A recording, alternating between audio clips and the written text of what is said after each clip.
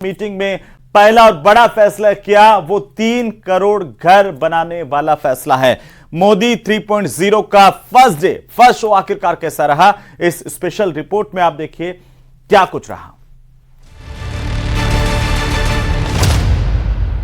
एक बार फिर नई उम्मीद के साथ इस देश की बागडोर संभालने के लिए तैयार। मैं नरेंद्र दामोदर दास मोदी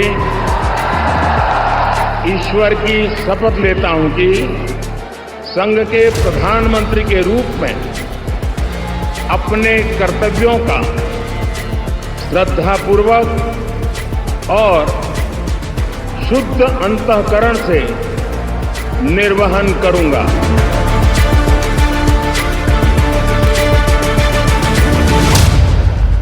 दफ्तर वही, कुर्सी वही, प्रधानमंत्री भी वही, काम का अंदाज भी नहीं बदला और काम की रफ्तार भी वैसी ही है, लेकिन विजन साफ है, रोड मैप तैयार है, इरादा जाहिर है। लिहाजा सरकार नई है लेकिन काम की स्पीड और स्केल पुरानी है।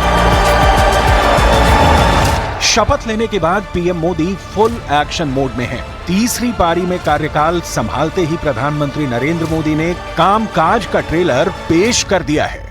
10 साल मैंने जो सोचा है उसे ज्यादा सोचने का है, 10 साल जो किया है उसे ज्यादा करने का है। और अब जो करना है वो ग्लोबल बेंचमार्क को पार करने वाली दिशा में करना है। कल क्या थे और आज कितना अच्छा किया वो वक्त चला गया दोस्तों। पहले 5 पर थे, अब 10 पर पहुंच गए, वो वक्त पूरा हो चुका है। अब दुनिया इस विषय पर यहां पर है और ये इससे आगे कुछ नहीं है, तो उसके आगे हम होंगे।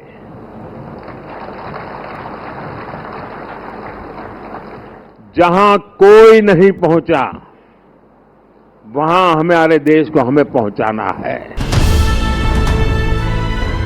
पीएम मोदी ने 20,000 करोड़ रुपए की 17वीं किसान निधि की किस्त जारी की, जिससे 9.5 करोड़ किसानों को फायदा पहुंचेगा।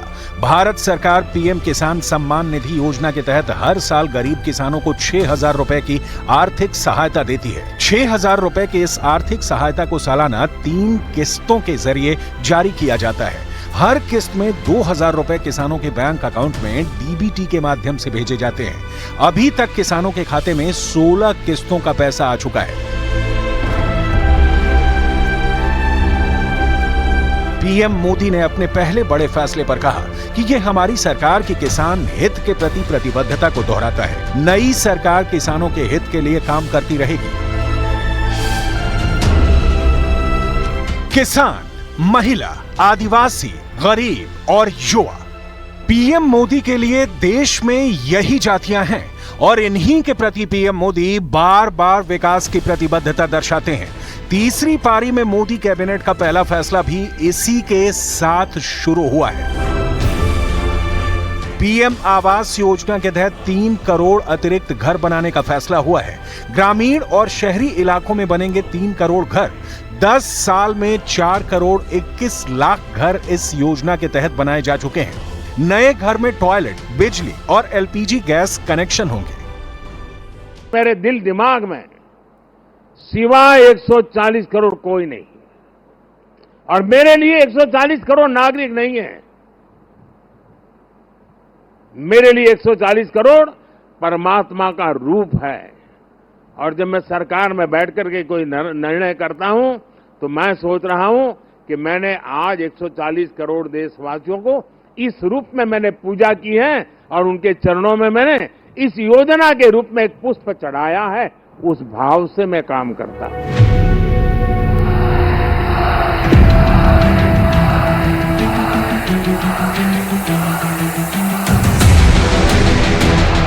असल में मोदी सरकार 3.0 का एजेंडा शपथ ग्रहण समारोह के पहले ही सेट हो चुका है। चाय पर चर्चा के दौरान चयनित मंत्रियों के साथ मुलाकात के दौरान पीएम मोदी ने क्लियर कर दिया कि क्या करना है, क्या नहीं। तो सबसे पहले सरकार के 100 दिन का एजेंडा सेट हुआ। चयनित मंत्रियों को बताया गया कि मंत्री पद का ख्याल रखते हुए कैसे काम करना है, पेंडिंग योजनाओं को कैसे पूरा करना है और 2047 तक विकसित भारत के लक्ष्य को पूरा करने के लिए किस तरह से काम करने की जरूरत है। पीएम मोदी के फैसले ऊहापोह या दबाव से मुक्त होते हैं। जिन लोगों को बीजेपी के बहुमत तक आंकड़े तक नहीं पहुंचने की सूरत में एनडीए के सहयोगी दलों के दबाव में मोदी सरकार के चलने की आशंका है, उनका भ्रम पीएम मोदी ने अपनी पहली कैबिनेट बैठक में ही दूर कर दिया। तीसरी पारी में पहली कैबिनेट मीटिंग में प्रधानमंत्री मोदी ने जो बड़े फैसले लिए, पहले उसे देख लीजिए। इसके बाद आपको दिखाएंगे कि कैसे मंत्रिपरिषद के गठन के दौरान के बाद ही प्रधानमंत्री नरेंद्र मोदी ने कास्ट वाइज, स्टेट वाइज और जिन राज्यों में इस साल या 2025 के शुरुआत में चुनाव होने हैं, उसे किस तरह से साधने की कोशिश की है। इस उम्मीद के साथ कि जो जिम्मेदारी प्रधानमंत्री जी ने मुझे दी है, उसको पूरी ईमानदारी से और पूरी मेहनत से उसको आगे लेकर जाएंगे।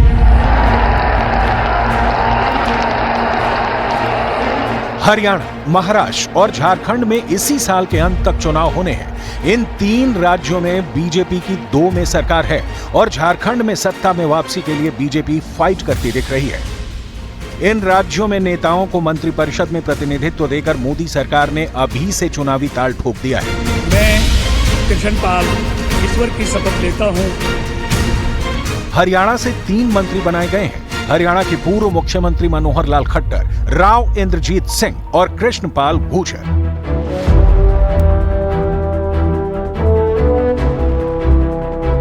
महाराष्ट्र में भी इसी साल चुनाव है और लोकसभा चुनाव के नतीजे बताते हैं कि बीजेपी को चुनावी पिच पर जबरदस्त बल्लेबाजी करनी है, तो अभी से पैड अप होने की जरूरत है। मोदी मंत्रिपरिषद में इसका भी ध्यान रखा गया है, इसलिए 6 मंत्री बनाए गए हैं।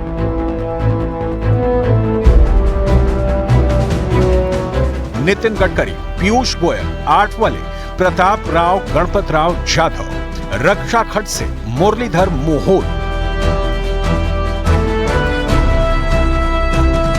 असल में एनडीए सरकार के 5 साल तक टिके रहने, सुचारू रूप से चलाने और बड़े फैसले लेने में गठबंधन के सहयोगियों की ओर से आने वाली दिक्कतों सबकी अग्नि परीक्षा 3 राज्यों के विधानसभा चुनाव के नतीजे बहुत हद तक तय करने वाले हैं।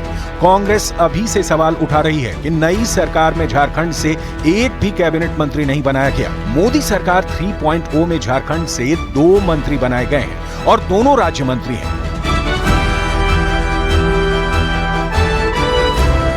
पहले हैं रांची से सांसद संजय सेठ और दूसरी हैं कोडरमा से सांसद अन्नपूर्णा देवी।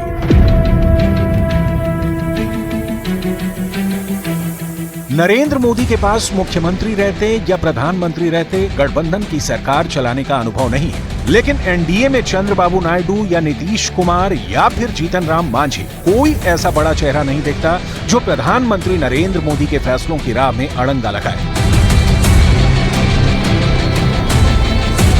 हालांकि सियासत में गारंटी नहीं होती, लेकिन पहले दिन का पहला शो हिट रहा है और जैसी की कहावत है कि पूत के पांव पालने में ही दिख जाते हैं। नरेंद्र मोदी चौंकाने वाले फैसलों के लिए जाने जाते हैं, लिहाजा इस बात की उम्मीद हमेशा से रहती है कि पीएम मोदी किसी बड़े फैसले के लिए वक्त का इंतजार नहीं करते, बहुत पहले से उन फैसलों पर विचार करते हैं और बिना किसी पूर्व जानकारी के उसे अमली जामा पहना देते हैं। अब की बार भी यही देखने को मिल सकता है। बस ये देखना होगा कि गठबंधन जिस तरीके से इस बार असरदार है, क्या पीएम मोदी के बड़े फैसलों की राह में रोड़ा भी बन सकता है? पहली नजर में तो कहीं से ऐसा नहीं लगता।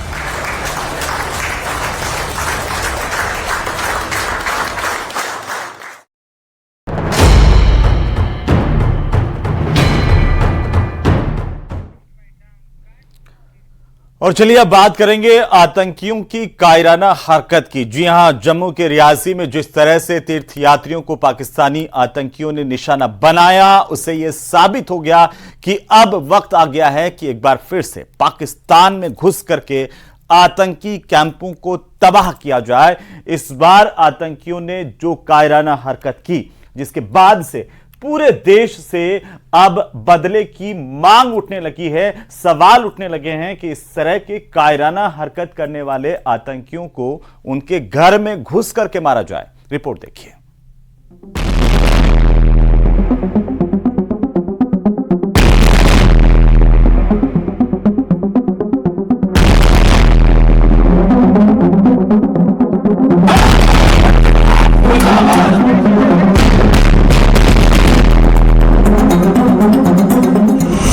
रियासी हमला, मास्टरमाइंड पाकिस्तान के आतंकियों ने जिस तरह से जम्मू कश्मीर के रियासी में हमला किया है, वो साफ दिखाता है कि भारत को इस खूनी हमले का बदला चुन चुन कर लेना होगा। 9 जून को हुए इस आतंकी हमले में 9 तीर्थयात्रियों की मौत हुई है, जबकि 33 तीर्थयात्री घायल हैं। इस हमले में घायल तीर्थयात्रियों ने जो बताया है, वो दिल दहला देने के लिए काफी है। प्रधानमंत्री नरेंद्र मोदी ने इस घटना को बेहद शर्मनाक बताते हुए गहरा दुख जताया है।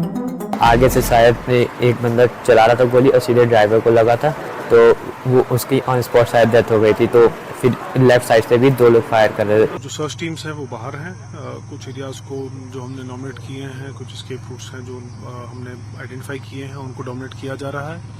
और यहाँ पे क्योंकि बहुत ही एक वुडेड, हाईली वुडेड और जंगल टाइप का एरिया है और पहाड़ी इलाका है, इसमें हमारी जो इंटेल लीड्स आ रही हैं, उसके चलते हमने 2 एक्सीज पे आज 11 टीम्स का इस्तेमाल किया है और उनको इस एरिया में फैलाया हुआ है। आर्मी की टीम्स हमारे साथ कंप्लीट कोऑर्डिनेशन में चल रही हैं, सीआरपीएफ की टीम्स हमारे साथ कंप्लीट कोऑर्डिनेशन में चल रही हैं और सारी फोर्सेस का एक मिला जुला एफर्ट यहाँ पे चल रहा है। अमरनाथ यात्रा शुरू होने से ठीक 20 दिन पहले रियासी का यह आतंकी हमला हुआ है। इस हमले की जिम्मेदारी जैश और लश्कर के मुखौटे वाले टीआरएफ यानी द रेजिस्टेंस फ्रंट ने ली है। इस हमले पर कुछ रिपोर्ट में दावा किया गया है कि 3 से 4 आतंकियों ने हमला किया है, जबकि कुछ रिपोर्ट का दावा है कि हमला करने वाले आतंकियों की संख्या दर्जन भर थी। अब आप एनिमेशन से समझिए कि आतंकियों ने किस तरह से हमला किया। आतंकियों ने पहले 42 तीर्थयात्रियों से भरी बस को काफी दूर से फॉलो करना शुरू किया था। जैसे ही आतंकियों को मौका लगा, उन्होंने सबसे पहले बस के ड्राइवर पर निशाना बांधकर सीधा हमला किया। गोली लगते ही पहाड़ी रास्ते पर बस का संतुलन खो गया। करीब 3 से 4 आतंकी लगातार बस पर अंधाधुंध हमले कर रहे थे, जबकि आतंकियों को कवर देने के लिए 2 से 3 आतंकी हमले से कुछ फासले पर पोजीशन लिए हुए खड़े थे। हैरानी की बात तो यह है कि जैसे ही बस खाई में गिरी, उसके बाद भी आतंकी बस पर अंधाधुंध हमला करते रहे, जिसकी वजह से 9 लोग मारे गए और 35 तीर्थयात्री घायल हुए। ड्रोन्स वगैरह ड्रोन्स भी यूज हो रहे हैं। हमने अपनी 5 टीम्स बनाई हैं, जो कि ये सारे एडजॉइनिंग आप देख ही रहे हैं। ये काफी फॉरेस्टेड एरिया है, काफी हाइट में है ये, पीछे की जितनी भी पीक्स हैं। इसके बैक साइड पे अरनास का एरिया टच करता है, राजौरी का बॉर्डर है ये। और वहां पे भी हमारी एसओजी की टीम, साथ में सीएपीएफ और हमारी जेएनके पुलिस, हम सब एक प्रॉपर एक टीम बना के ये पूरा एरिया कोम करते हुए इसी स्पॉट पे सारे मिले। जंगलों के बीच सबसे बड़ा तलाशी अभियान।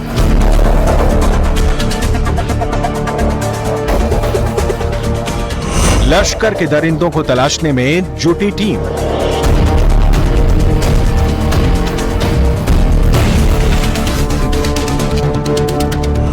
ड्रोन से तलाशी, कब तक छिपेंगे आतंकी?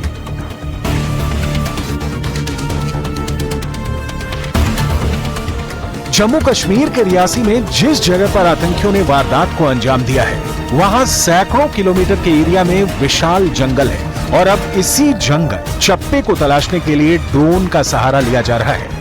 हम आपको हमले का पैटर्न दिखाते हैं जिसके जरिए आतंकियों ने हमला किया है। जानकारी के मुताबिक पाकिस्तान से आए टीआरएफ के आतंकी जम्मू कश्मीर के सांबा में घुसे, फिर राजौरी पहुंचे। यहां से आतंकियों ने रियासी में अपनी पोजीशन संभाल ली। जैसे ही तीर्थयात्रियों से भरी बस आतंकियों को दिखाई दी, उन्होंने तुरंत हमला कर दिया। हमला करने के बाद सभी आतंकी वापस रियासी से राजौरी की तरफ भाग गए। हमारे घर के हमारी औरत थी, हमारी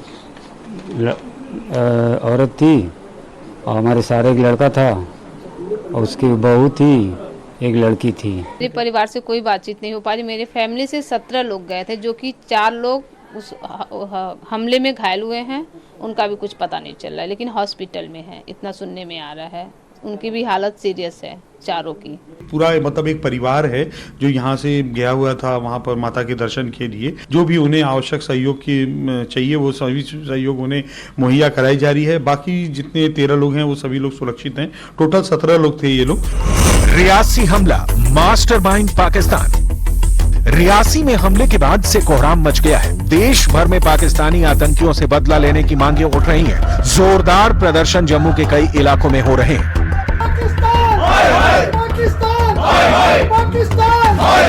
ये कहीं ना कहीं जो है ये लैक ऑफ कोऑर्डिनेशन की वजह से है और इंटरनल गद्दारों की वजह से है। ये इंटरनल गद्दार जो है वो समाज के अंदर छुपे हुए हैं, उनको रिसर्च करने की जरूरत है। You have seen this in Punch, you have seen this in Mender.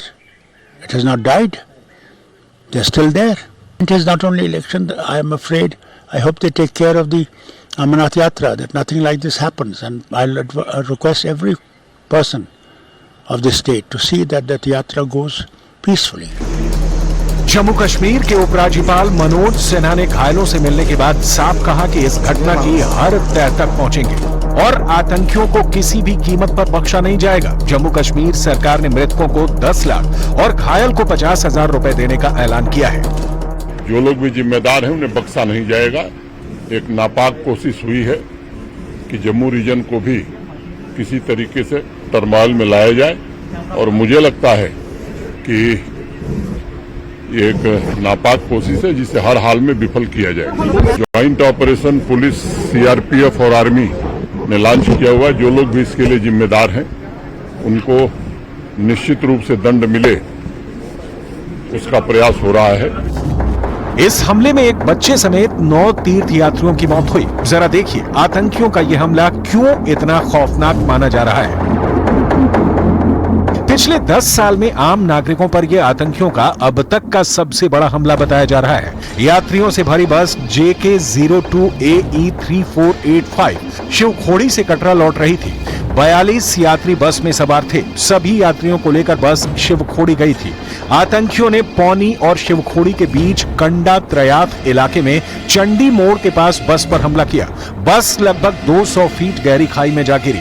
बस के गिरने के दौरान वहां मौजूद दूसरे आतंकियों ने पीछे से गोलियां बरसाई। सभी मरने वाले और घायल श्रद्धालु उत्तर प्रदेश, दिल्ली और राजस्थान के बताए जा रहे हैं।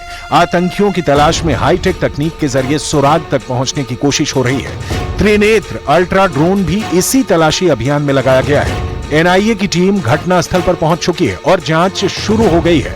पाकिस्तान समर्थित जैश ए मोहम्मद और लश्कर तैयबा के इशारों पर काम करने वाले टीआरएफ ने इस हमले की जिम्मेदारी ली है। रियासी पर हुआ भीषण आतंकी हमला साबित करता है कि आने वाले दिनों में आतंकी आम लोगों को निशाना बना सकते हैं। खास तौर से जम्मू रीजन में अब देखना होगा कि भारत सरकार और सुरक्षा बल किस तरह से आतंकियों पर काबू पाते हैं।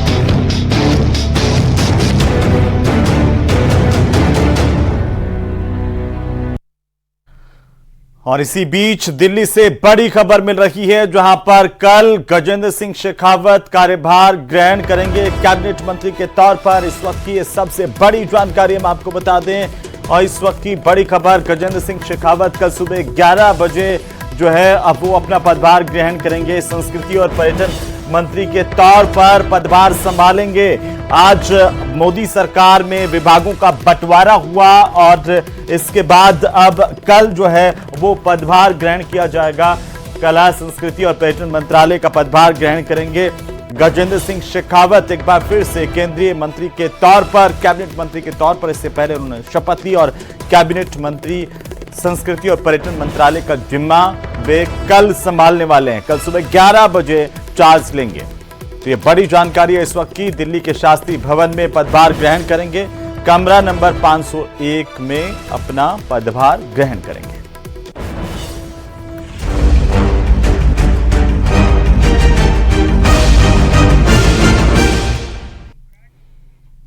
तो इजराइल की सेना कई फ्रंट पर दुश्मनों को नेस्तनाबूद करने के मिशन पर लगी हुई है। इजराइल के जवान बंधकों को बचाने के लिए अपनी जान की परवाह न करते हुए हमास की मांद तक घुसे जा रहे हैं। और ऐसे वक्त में जब नेतन्याहू की वॉर कैबिनेट को कड़े और बड़े फैसले लेने चाहिए, वहीं मुश्किल में घिरी हुई नजर आ रही है, क्योंकि वॉर कैबिनेट के अहम सदस्य बेनी गैंट्ज ने नेतन्याहू के खिलाफ बगावत करते हुए इस्तीफा दे दिया है।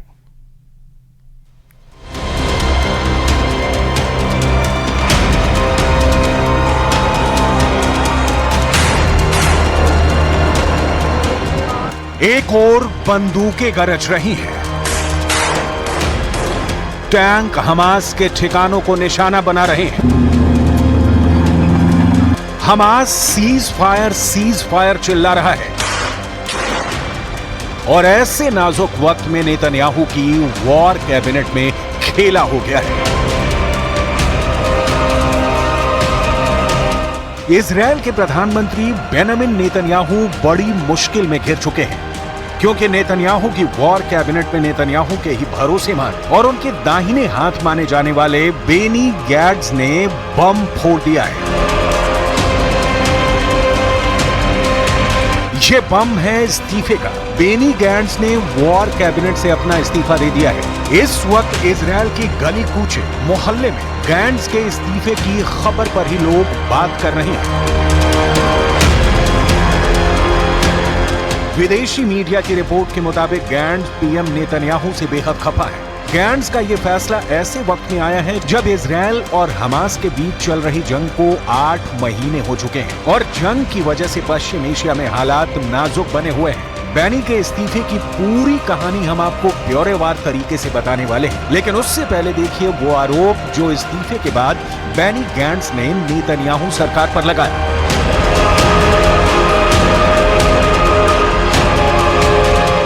हमास से होस्टेज डील नहीं कर पा रहे नेतन्याहू। 8 महीने बाद भी हमास का खात्मा नहीं हुआ। वॉर कैबिनेट को भंग कर तुरंत चुनाव।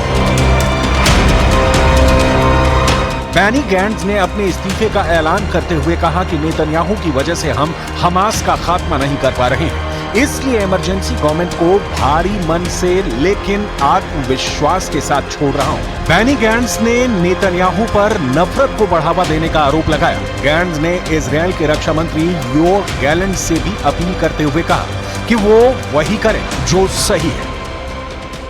לצערי, נתניהו מונע מאיתנו להתקדם לניצחון האמיתי שהוא ההצדקה למחיר הכואב והמתמשך.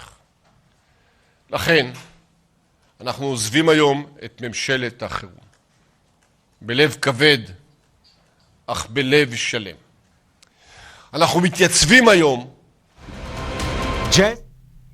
तो चलिए इसी के साथ ही इस बुलेटिन में फिलहाल इतना ही। आप देखते रहिए प्रदेश का number 1 news channel news 18 Rajasthan.